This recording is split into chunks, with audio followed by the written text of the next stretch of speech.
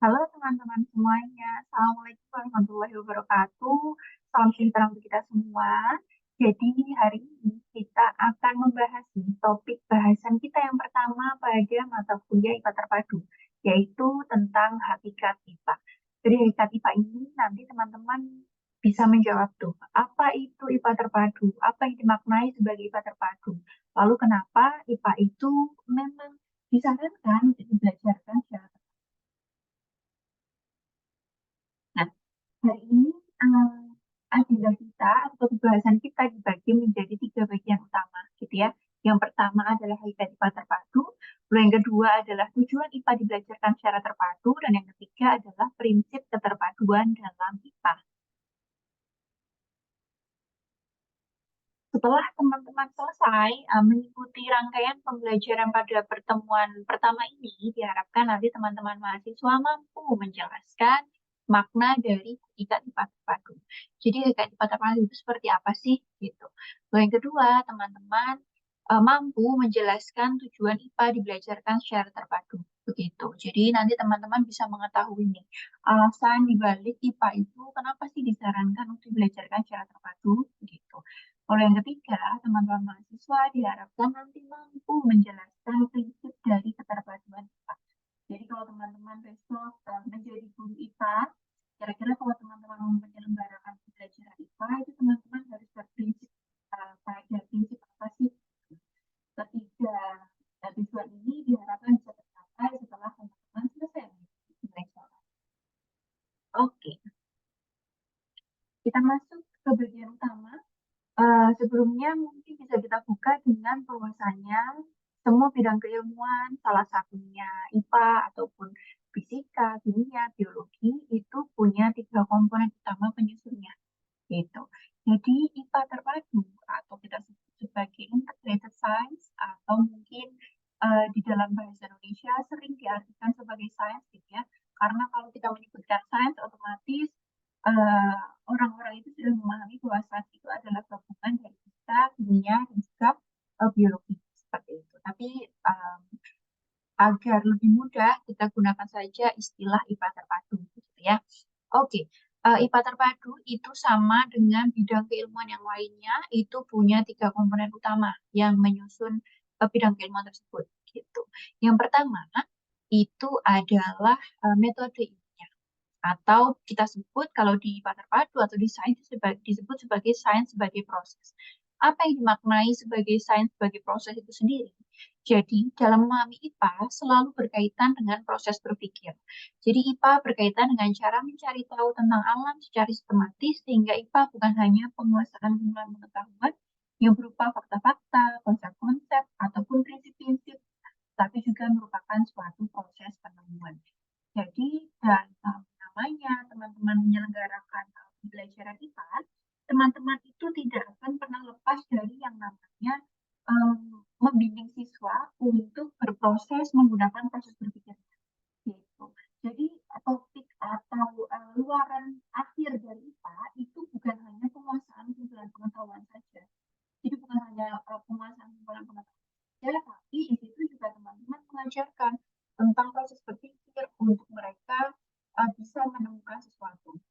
Kalau teman-teman ingat, di mata kuliah belajar dan juga pembelajaran, kita kan pernah membahas bersama gitu ya, bahwa pembelajaran yang baik atau belajar yang baik itu salah satunya adalah belajar di mana siswa itu membangun pengetahuannya sendiri atau mengkonstruksi pengetahuannya sendiri. Nah, proses inilah yang dimaknai sebagai sains sebagai proses, di mana siswa dalam mengerti tentang fakta, konsep, prinsip di situ mereka itu harus em, mendapatkannya dengan sebuah proses gitu atau melibatkan sebuah proses berpikir. Kalau dalam sains itu dimaknai dalam metode ilmiah.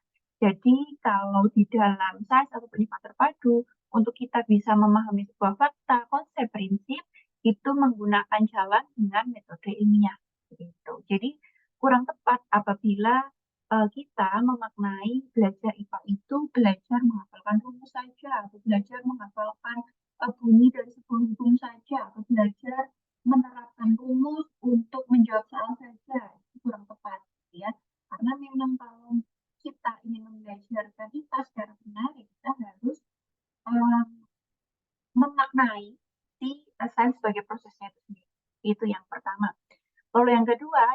merupakan komponen dalam bidang keilmuan sains itu adalah sikap ilmiah atau kita sebut sebagai sains sebagai sikap ilmiah.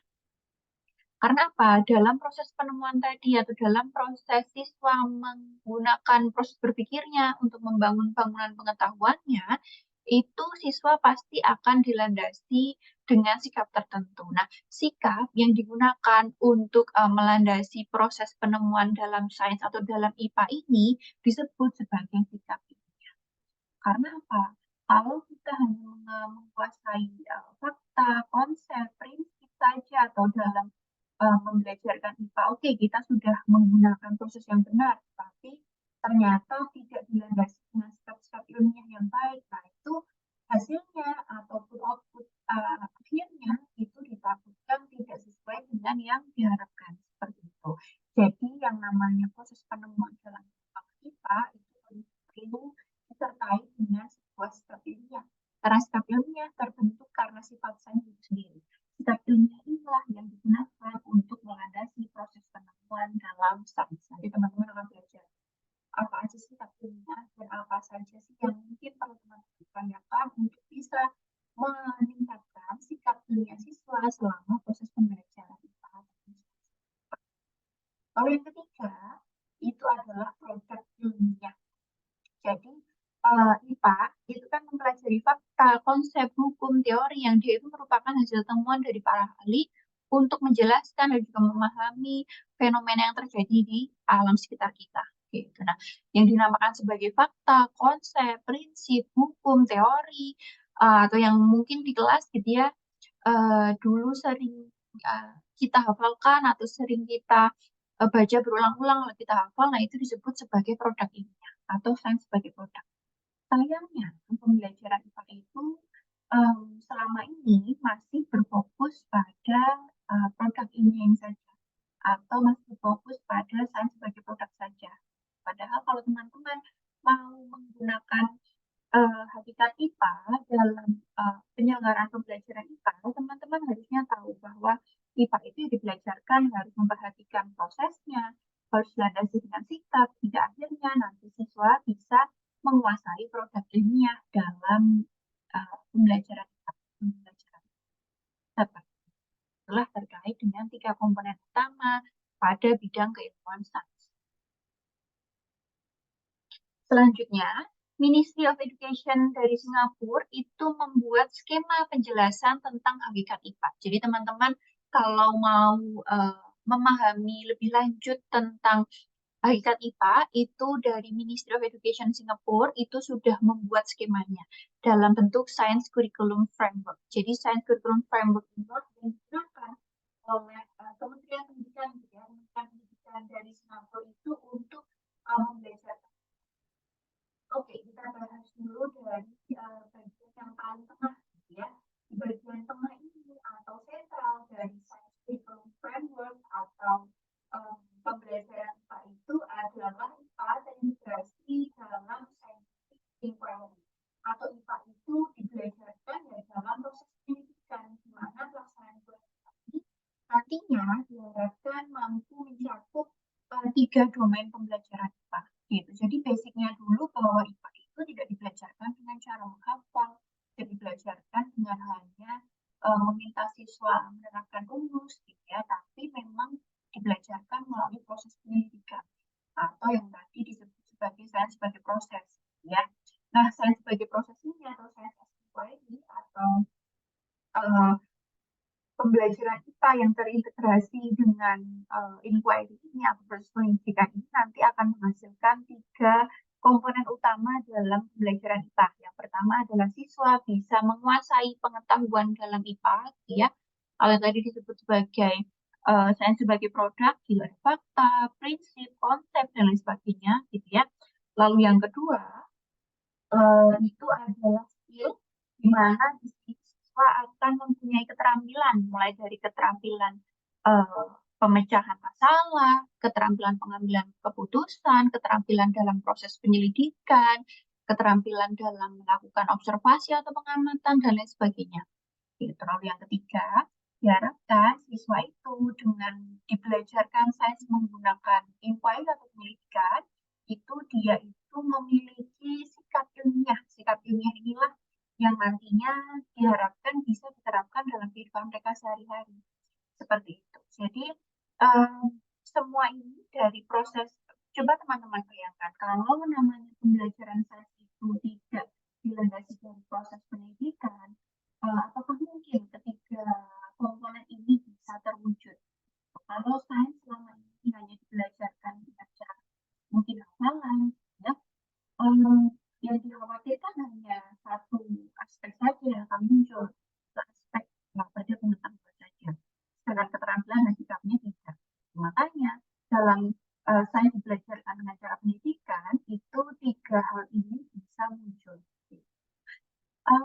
Lebih sederhananya gini, coba teman-teman ingat-ingat dulu ya saat teman-teman pernah belajar IPA di SMP ataupun SD. Kalau teman-teman pernah ke laboratorium, lalu di situ teman-teman diberikan daftar alat bahan, lalu teman-teman diberikan LKS gitu yang ada isinya tampil hasil pengamatan, lalu teman-teman melakukan percobaan atau pengamatan gitu. Nah di situ kan teman-teman selain memahami materi yang disampaikan oleh guru, teman-teman kan juga belajar keterampilan tentang misalkan observasi atau keterampilan mengukur misalkan seperti itu. Di situ teman-teman belajar cara menimbang yang baik atau cara eh, mengukur yang baik seperti itu. Dan dari situ teman-teman juga nanti diharapkan bisa menumbuhkan sikap ilmiah. Salah satunya misalkan apa? Sikap ilmiah objektif. Jadi teman-teman itu dalam menuliskan penelitian atau observasi ya adanya sesuai dengan yang dilakukan di lapangan. Nah, bayangkan saja dari proses IPA yang dibelajarkan dengan cara penelitian itu, ketiga hal ini masih ini memungkinkan gitu. Kalau semua hal ini bisa dikuasai, IPA itu tidak hanya bentuknya adalah teks atau sesuatu yang dihafalkan, tapi dia itu nantinya diharapkan bisa digunakan untuk memecahkan masalah dalam kehidupan sehari-hari, baik masalah secara personal, gitu ya, ataupun masalah siswa di lingkungan sekitarnya atau di lingkungan sosialnya, gitu ya, dan masalahnya terhadap lingkungan. Jadi siswa itu pada akhirnya setelah nanti belajarkan sesuai dengan hakikat IPA-nya, gitu ya, siswa itu bisa menerapkan IPA dalam kehidupan sehari-hari, bisa menerapkan IPA dalam kehidupan sosialnya, dan juga bisa menerapkan IPA untuk kelestarian lingkungan sekitarnya. Bayangkan betapa betapa bagusnya gitu ya outputnya kalau IPA itu dibelajarkan sesuai dengan hakikatnya. Dan Science Curriculum Framework ini menyatakan bahwa siswa itu dalam pembelajaran itu diposisikan sebagai inquirer atau orang yang melakukan pendidikan. Sedangkan guru itu diposisikan sebagai orang yang memimpin sebuah pendidikan atau menjadi fasilitator gitu ya dalam proses pembelajaran. Jadi guru yang menyediakan rancangan pembelajarannya sehingga siswa bisa melakukan proses pendidikan dan lain sebagainya. Nah, dari penjelasan tadi itu terkait Science Curriculum Framework dari Ministry of Education Singapura, kita bisa tahu bahwa namanya pembelajaran IPA itu tidak hanya fokus pada penguasaan kumpulan pengetahuan saja, bahwa IPA itu pembelajaran IPA dan termasuk pembelajaran fisika gitu ya, itu lebih kompleks dari itu. Harusnya lebih menyenangkan dari itu. Seperti itu. Oke, lalu selanjutnya kita akan masuk ke bagian komponen dari bidang keilmuan sains yang pertama, yaitu adalah metode. Nah, IPA itu kan tadi sudah kita diskusikan bersama bahwa IPA itu adalah cara mencari tahu tentang alam secara sistematis gitu ya. Sehingga IPA bukan hanya penguasaan kumpulan pengetahuan saja, tapi merupakan sebuah proses penemuan. Pendidikan IPA sendiri atau pembelajaran IPA diharapkan dapat menjadi wahana bagi siswa untuk mempelajari diri sendiri dalam alam sekitarnya, serta prospek pengembangan lebih lanjut dalam menerapkannya dalam kehidupan sehari-hari. Persislah dengan Science Curriculum Framework tadi, ya. Nah, dalam memahami IPA itu berkaitan kan dengan proses berpikir. Nah, proses berpikir ini itu adalah bagian dari metode ilmiah yang dibedakan menjadi dua. Jadi proses berpikir yang induktif dan juga proses berpikir yang deduktif. Jadi poinnya terinduktif, proses berpikir ini adalah deduktif. Kalau proses berpikir deduktif itu adalah proses berpikir yang dimulai dari hal umum ke hal khusus, gitu ya. Kalau proses berpikir induktif itu Oke, kita lihat bersama-sama. Jadi yang namanya eh, metode ilmiah itu pasti diawali dengan ditemukannya sebuah permasalahan. Itu juga teman-teman kalau teman-teman ingin membelajarkan IPA yang lebih bermakna gitu ya, memang sebaiknya ya dimulai dengan sesuatu permasalahan yang memang dirasakan langsung oleh siswa. Gitu. Nah, dari permasalahan ini kita ada dua pendekatan nih untuk menyelesaikan. Yang pertama, kita bisa menyusun kerangka berpikir untuk dilakukan eksperimen ataupun penyelidikan. Ini ya. Lalu yang kedua, kita bisa menggunakan yang namanya kajian teori atau kajian kepustakaan seperti itu. Kalau kita mau melakukan eksperimen, yang jelas kita harus menyusun kerangka berpikirnya dulu. Lalu setelah kerangka berpikirnya disusun, dari mulai latar belakangnya, kira-kira apa sih em, yang mendorong kenapa masalah ini harus diselesaikan dan lain sebagainya, ya. Lalu dari bentuk variabel yang menghubungkan antara dua variabel seperti itu. Di akhirnya kita nanti bisa melakukan perumusan hipotesis. Nah, perumusan hipotesis ini nantinya kan akan diuji ya, apakah hipotesisnya diterima atau hipotesisnya ditolak. Um, dalam proses yang namanya kalau di pembelajaran IP kita sebut sebagai proses pendidikan atau proses eksperimen gitu. Nah, proses kalau nantinya ternyata apa yang kita hipotesiskan sesuai dengan hasil pendidikan itu eh, bisa disebut bahwa memang apa ya hasil yang sudah kita lakukan itu diterima. Tapi diterima juga masih perlu diproses ulang gitu. Apakah memang ini sudah berhenti di sini atau masih ada permasalahan lain seperti itu. Jadi kurang lebih seperti itu ya gambarnya. Lalu kita pakai cara yang kedua yaitu dengan melakukan rujukan. Kalau dengan melakukan rujukan itu atau dengan melakukan kajian pustaka itu atau melakukan sintesa kajian pustaka itu nanti kita bisa menemukan jawabannya ya sudah itu bisa kita sebut sebagai proses deduktif seperti itu. Tapi kalau misalkan kita tidak bisa melakukan dari proses tadi itu sintesis teori tadi kita tidak menemukan jawabannya, kita akan lari ke penyusunan kerangka berpikir. Kerangka berpikir nanti ke penyusunan rumusan hipotesis sampai ke pengujian hipotesis. Jadi kalau teman-teman perhatikan yang namanya metodenya itu bentuknya siklis ya, menandakan bahwa memang ini juga nanti mewakili ya salah satu sikap ilmiah bahwa memang yang namanya pengembangan ilmu pengetahuan tidak akan selesai sampai kita merasa oke yang ini kayaknya sudah saya yakini. Hal yang kita yakini saja memang seharusnya masih kita refleksikan lagi gitu, masih kita pertanyakan lagi apakah sudah benar, apakah memang perlu penambahan. Di sini juga menegaskan, di metode ini juga menegaskan bahwa belajar IPA itu bukan hanya penguasaan jumlah pengetahuan saja. Belajar IPA yang memang harusnya dikemasnya begini, dimulai dari suatu permasalahan yang teman-teman mengajak siswa-siswa menggunakan pendidikan, baik itu dengan eksperimen ataupun dengan kajian atau simulasi. Oke, kita masuk ke bagian yang kedua, yaitu terkait dengan sikap ilmiah. Seperti yang saya sebutkan tadi, bahwa sikap ilmiah ini kan yang melandasi siswa dalam proses berpikirnya, siswa dalam membangun bangunan pengetahuan dalam atau siswa dalam melakukan proses pendidikan selama kegiatan pembelajaran. Jadi sikap-sikap ilmiah inilah yang memang harus dimiliki oleh siswa yang belajar terkait atau belajar terkait dengan fisika, biologi, kimia, ya, yang akan mendorong mereka untuk bisa mengembangkan bangunan pengetahuan. Oke, kita mulai dulu dengan Pak. Misalkan variasi atau rasa ingin tahu. Ini adalah siswa yang punya rasa ingin tahu itu menunjukkan ketertarikan pada fenomena alam di lingkungan sekitarnya.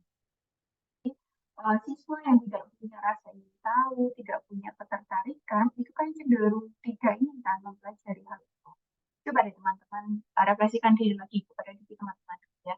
Misalkan kita kan sering ya menemukan berbagai macam aplikasi baru, uh, aplikasi sosial media baru. Gitu. Apa yang membuat teman-teman tertarik untuk mengulik itu lebih lanjut ya karena teman-teman punya rasa ingin tahu gitu. Begitu juga ke siswa. Kalau siswa punya rasa ingin tahu terkait dengan topik bahasan yang kita bahas di pembelajaran IPA, di situ siswa itu akan membuat upaya lebih gitu. Membuat upaya lebih sehingga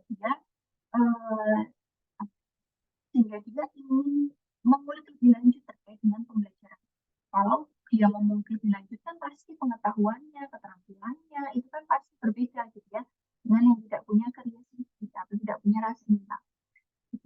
Jadi yang pertama adalah curiosity atau sikap ilmiah. Lalu yang kedua, mungkin kita ke kejujuran deh. Kejujuran ini di sini bisa sama artinya juga atau mirip juga artinya dengan integriti. Oke, kalau kejujuran itu adalah dalam pencatatan tadi itu ya, saya sempat contohkan dalam pencatatan hasil pendidikan, siswa yang punya sikap ilmiah jujur itu dia akan melaporkan apa adanya tanpa adanya manipulasi, tanpa adanya rekayasa data, gitu ya. Karena memang dia menemukan bahwa oh kayaknya tidak ada pengaruhnya antara variabel A dan B, udah dia tuliskan seperti itu. Kalau kita terus-menerus melakukan itu dalam proses penyelidikan siswa, berarti sikap ilmiah jujur ini tidak hanya diterapkan siswa di kelas saja, tapi juga bisa dia bawa keluar kelas atau di kehidupan dia sehari. Gitu. Lalu selanjutnya ada open-minded. Nah, open-minded ini adalah berpikiran terbuka terhadap informasi, gagasan, opini, atau ide. Karena apa? Di era keterbukaan informasi sekarang ini, kita tidak bisa menjadi orang yang apa ya, tertutup terhadap gagasan atau ide baru. Yang dimaknai sebagai open-minded itu tidak selalu harus menyetujui gagasan atau pemikiran atau ide baru gitu, enggak. Tapi kita mau terbuka atau kita mau mencari tahu lebih lanjut, apakah ini memang sesuai dengan saya atau enggak, kayak gitu. Itu yang dimaknai sebagai open-minded. Jadi kalau kita sudah jadi orang yang open-minded atau siswa kita latih menjadi orang yang open-minded atau dia biasa untuk berpikir terbuka terhadap informasi, gagasan, dan lain sebagainya, itu akan membuat dia berlatih berpikir jauh lebih rasional dan juga kritis.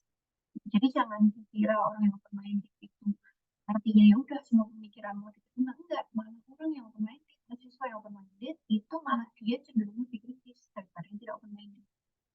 Karena kalau yang open-minded dia mau berarti mengetahui lebih lanjut tentang gagasan orang itu atau ide orang lain itu, lalu mencocokkan nilai dirinya. Kira-kira cocok nggak ya dengan saya? Oh enggak, ternyata ya sudah, tidak percaya lagi atau ditinggalkan. Itu yang dimaknai sebagai open-minded. Selanjutnya integrity. Nah, integrity ini hampir sama lah.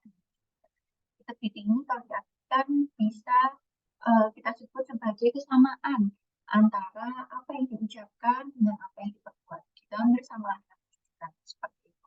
Jadi orang yang berintegritas itu hal yang dia lakukan, itu ya hal yang diucapkan itu ya sama dengan hal yang dia lakukan.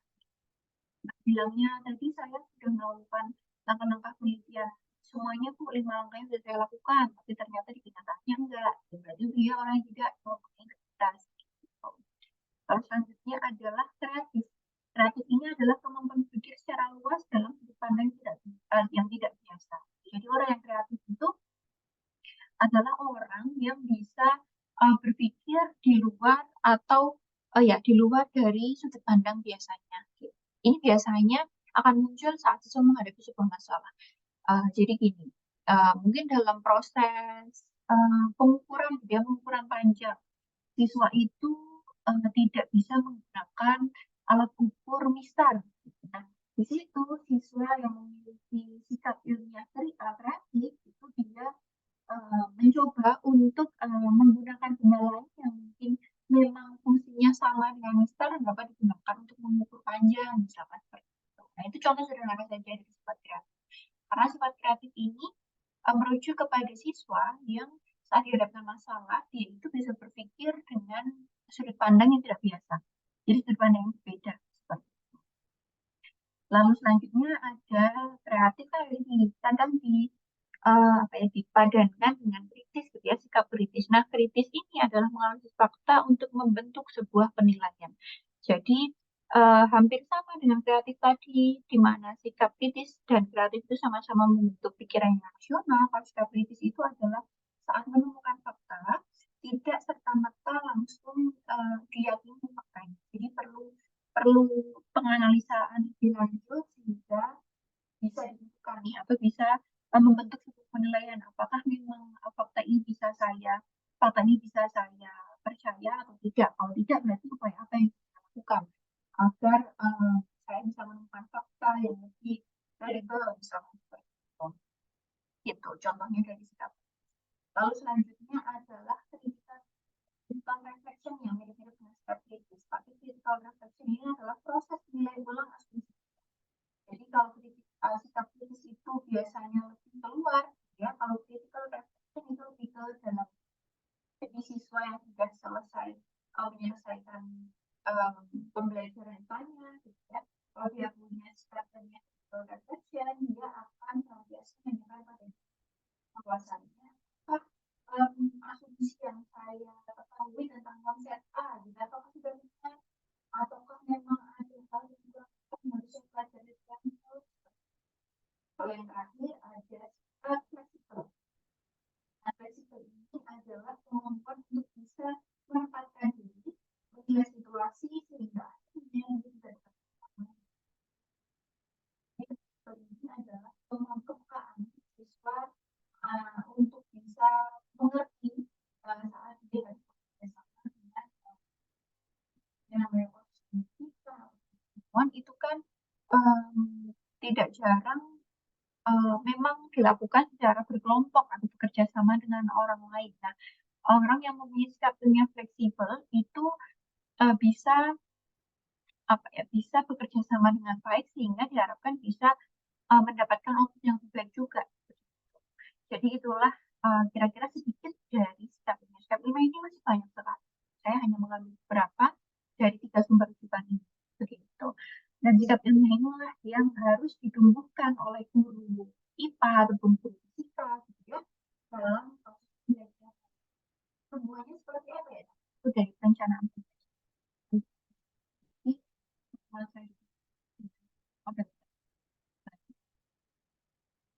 Oke, kita sampai ke bagian yang ketiga, yaitu produk ilmiah. Jadi hasil temuan dari proses ilmiah dalam sains menghasilkan sebuah produk ilmiah, yaitu fakta, konsep, prinsip, hukum, dan juga teori. Produk ilmiah inilah yang menjadi materi yang diajarkan oleh guru di sekolah. Dan sayangnya, kadang-kadang produk ilmiah ini yang dijadikan sebagai patokan keberhasilan siswa dalam belajar. Apakah dia hafal faktanya, hafal konsepnya, hafal prinsipnya, hafal hukumnya, gitu ya. Kadang hanya dibatasi di produk. Padahal kan kalau tadi kita sudah tahu apa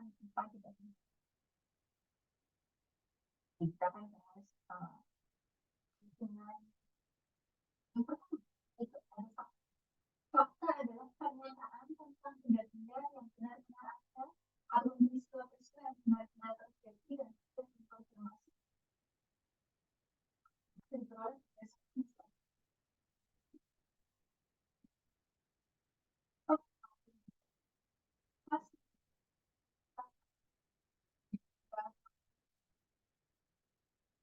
Ini namanya fakta, tidak sembarang hal observasi. Itu yang sudah diamati secara kontinu itu sudah menghasilkan hasil yang sama. Kalau misalnya dari kita diskusi dan fakta harus berubah bentuk menjadi jadi bisa kita sematkan dia sebagai fakta karena itu jadi tes kita tes yang diambil dari pas dari leader. Kalau kita letakkan sebuah ruangan yang punya suhu ruang gitu ya, dia lama-lama akan berubah menjadi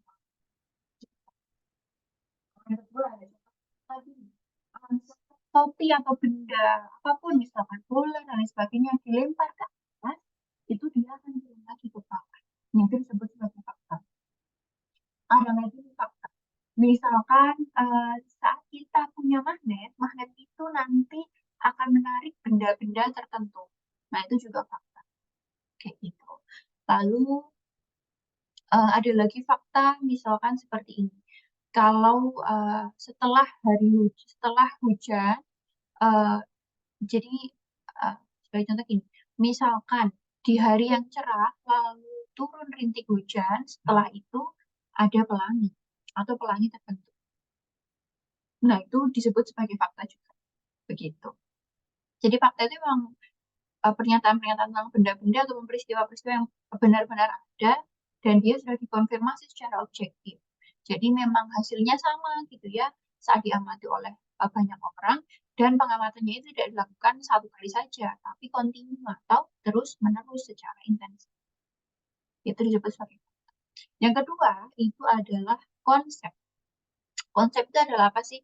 Konsep itu adalah penghubung antara satu fakta dengan fakta lain sehingga sebuah fakta dapat terdefinisikan. Jadi kalau teman-teman perhatikan kan tidak ada nih yang menjelaskan atau mendefinisikan terkait dengan fenomena-fenomena ini. Es berubah bentuk menjadi air. Itu apa sih? Disebut apa sih? Disebut konsep apa sih kalau peristiwa ini terjadi atau fakta ini terjadi? Itu kan enggak. Belum disebutkan ya kalau di dalam fakta. Lalu topi dilempar ke atas akan turun lagi. Itu kenapa sih? Gitu. Apa yang menyebabkan ini terjadi? Gitu. Nah, konsep inilah yang akan menghubungkan satu fakta dengan fakta lain sehingga fakta dapat terdefinisikan atau bisa dimaknai. Nah, dalam es berubah menjadi air, itu ada yang namanya konsep mencair. Dia itu menghubungkan fakta es yang didiamkan dalam tempat dengan suhu ruang berubah bentuk.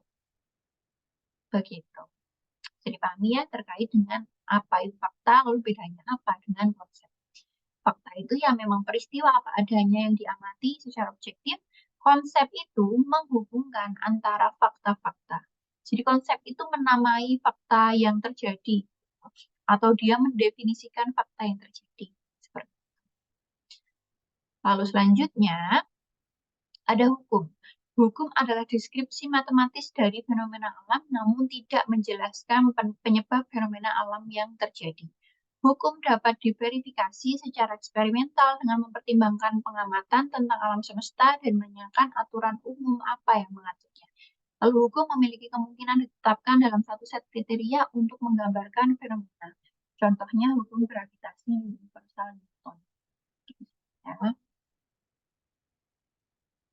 Oke. Jadi kalau yang namanya hukum itu adalah deskripsi matematis gitu ya.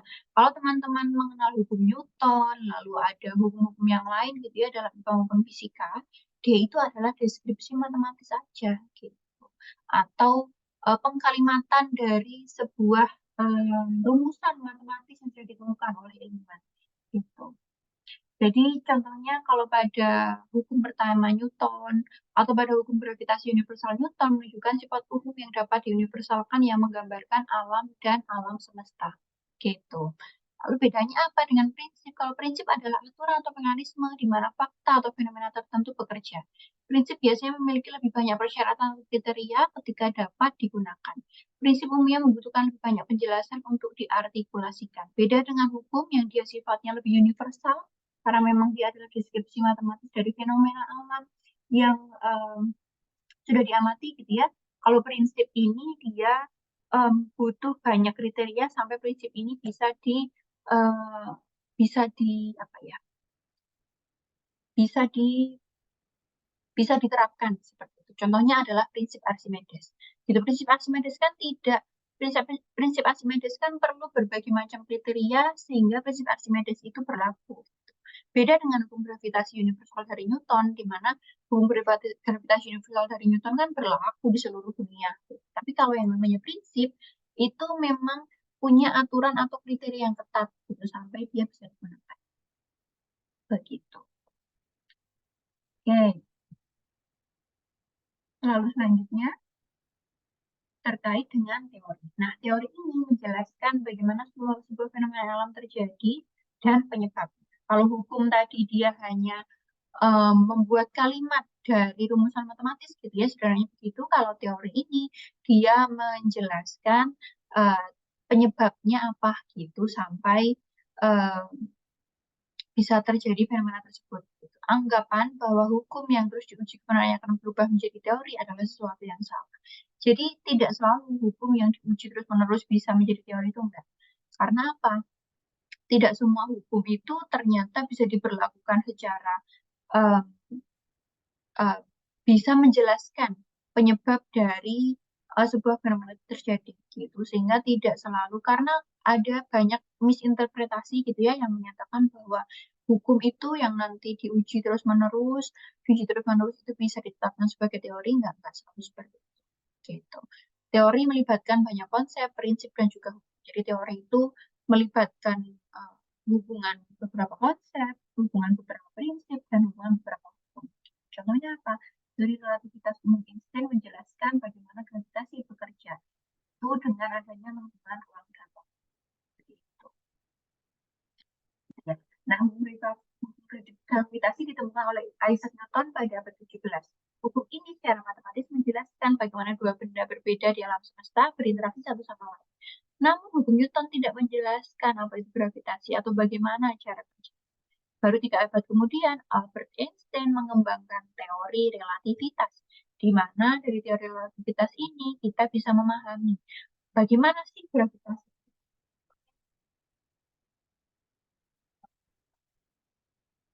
Itu bedanya antara hukum dan gravitasi. Oke, tadi kita sudah membahas beberapa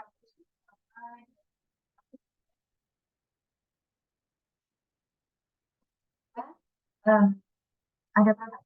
Terus kita masuk ke subbahasan kita yang kedua tentang tujuan IPA terpadu. Kenapa sih IPA itu harus belajarkan secara terpadu gitu ya?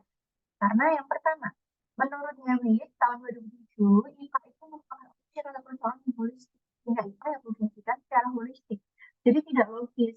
Kalau IPA yang kita ambil dari fenomena alam sehari-hari, yang di alam kan kita nggak pisahkan ya. Oh, ini adalah fisika, ini adalah biologi, ini adalah kimia. Kan alam tidak bekerja seperti itu. Alam kan mengintegrasikan semua itu dalam IPA terpadu, dan kita sebagai manusia agar mudah mempelajarinya baru dipisah-pisahkan itu dalam berbagai macam bidang ilmu yang berbeda-beda karena pendekatannya mungkin memang berbeda-beda di setiap bidang ilmu. Tapi untuk siswa yang karena IPA kan dibelajarkan di SMP ya, jadinya memang siswa yang belajar IPA tapi tidak dipadukan atau sudah langsung fisika, kimia, biologi itu cenderung akan lebih sulit memahaminya. Karena apa? Memang siswa SMP itu kan masih berada pada tahap berpikir operasional formal. Jadi dia itu belum bisa memahami pengetahuan yang sangat abstrak gitu. Kalau kita membuat pembelajaran IPA yang memang pembelajaran IPA untuk SMP yang dipadukan dengan mengangkat contoh dari kehidupan sehari-hari yang memang IPA itu sifatnya holistik atau memang dipadukan, harapannya siswa standar of science teacher preparation menekankan bahwa guru kita harus memiliki hubungan interdisipliner. Jangan sampai teman-teman mengajar di SMP para teman-teman bisa kita gitu ya, dan mungkin saat ini teman-teman nggak ada kebebasan atau teman-teman nggak ikut atau tidak tahu tentang IPA terpadu, ya udah teman-teman akan mengajarkan IPA ala fisika gitu, IPA ala biologi, IPA ala kimia gitu. Padahal seharusnya nggak kayak gitu. Kalau memang kita yang mengajar IPA yang harusnya terhubungan interdisipliner, kita sudah langsung tahu, oh namanya bahasa ini bisa kita integrasikan, misalnya bahasa fisika bisa integrasikan dengan biologinya atau ya enggak, sehingga yaitu integrasi atau menjadi sebuah pembelajaran terpadu. Lalu yang terakhir, terpadu kontekstual tinggal kita dengan kehidupan siswa sehari-hari. Karena materi pembelajaran lebih kontekstual itu akan meningkatkan motivasi siswa. Karena apa ya? Karena objek dan persoalan IPA itu di alam sifat holistik. Kalau kita belajarkan secara kontekstual dengan mengambil apa adanya dari alam, ya pasti siswa akan merasa IPA itu dekat dengan kehidupan mereka sehari-hari. Sehingga apa? Kalau kita bisa merasakan, oh apa yang saya pelajari ternyata ada nih hubungannya sama kehidupan sehari-hari kan, akan membuat kita merasa lebih termotivasi karena bisa kita terapkan langsung nih di kehidupan sehari-hari. Itulah kira-kira 4 tujuan kenapa IPA dibelajarkan secara terpadu. Lalu selanjutnya,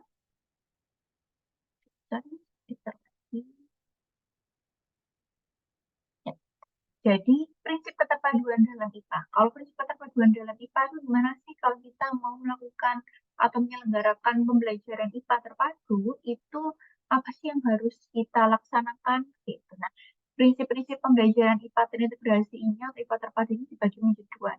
Ada yang menurut Opara tahun 2011, ada juga prinsip keterpaduan IPA menggunakan model-model keterpaduan gitu.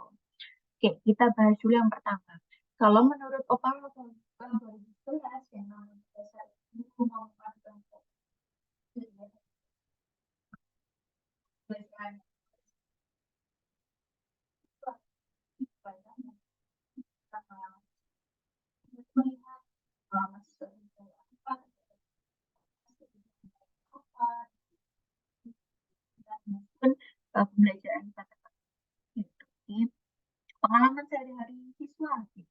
Karena kan siswa yang mungkin tinggal di daerah pesisir gitu kan pengalaman sehari-harinya akan berbeda ya dengan siswa yang tinggal di daerah pegunungan misalkan gitu. Nah, guru kalau memperhatikan pengalaman siswa itu, lalu kebutuhan siswa itu bisa kalau menurut Opala 2011 sudah bisa melakukan pembelajaran IPA gitu secara tertutup. Yang kedua, menekankan pada kebutuhan dasar IPA. Yang ketiga, menambahkan dimensi budaya pada pendidikan. Nah, yang ini juga teman-teman pelajari dalam integrasi IPA dengan potensi lokal. Jadi kira-kira potensi lokal kalau kita kan di daerah Kalimantan Barat ya, kira-kira potensi lokal Kalimantan Barat yang mana sih yang bisa kita kembangkan jadi sebuah pembelajaran sehingga siswa tidak asing gitu dengan contoh pembelajaran yang akan tersebut.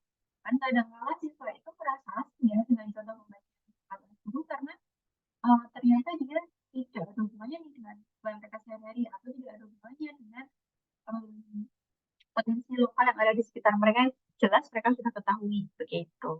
Jadi kalau dari Komparan 2011 ada tiga prinsip itu. Tapi kalau dari prinsip yang lain itu uh, kita menerapkan menggunakan model keterpaduan. Ada tiga, ada empat, sorry, gitu ya. Yang pertama ada Sambaret atau skill integrated, jadi mengintegrasikan pembelajaran dengan penguasaan skill, gitu ya, atau penguasaan keterampilan. Lalu yang kedua ada Agent, yaitu interdisipliner integrated, yaitu mengintegrasikan berbagai macam bidang keilmuan, ya, jadi bidang keilmuan, lintas bidang keilmuan itu diintegrasikan. Gitu. Itu model keterpaduannya kan seperti apa. Lalu Hewitt ada konseptual integrated. Kalau tadi bidang keilmuannya yang diintegrasikan, kalau Hewitt itu konsep-konsepnya yang diintegrasikan. Jadi misalkan konsep apa yang berlaku pada sistem peredaran darah manusia, konsep fisika apa tuh? Nah, itu diintegrasikan, itu bisa kalau menurut Hewitt. Kalau yang terakhir, aku menjelaskan integrasi itu secara lebih umum. Uh, jadi kan teman-teman juga sudah mengikuti ya ada model keterpaduan STEM. Nah, STEM itu sudah salah satu pengembangan dari kurikulum terkait juga. Nah, prinsip integrasi kurikulum dari Bukhari salah satunya bisa dikembangkan STEM atau Science, Technology, Engineering, dan Mathematics. Oke, itu tadi adalah topik bahasan kita terkait dengan IPA, lalu tujuan IPA dibelajarkan secara terpadu, dan juga um, prinsip keterpaduan dalam. Nah, semoga apa yang kita sampaikan, apa yang kita diskusikan hari ini dan apa yang saya sampaikan hari ini cukup jelas gitu ya untuk teman-teman. Silakan nanti PPT-nya bisa dibuka lagi, bisa dibaca lagi gitu ya, agar teman-teman lebih jelas. Kalau teman-teman ada pertanyaan, nanti silakan ditanyakan, lalu akan kita diskusikan bersama. Dapat. Oke. Terima kasih teman-teman atas perhatiannya. Saya tutup. Wassalamualaikum warahmatullahi wabarakatuh. Terima kasih.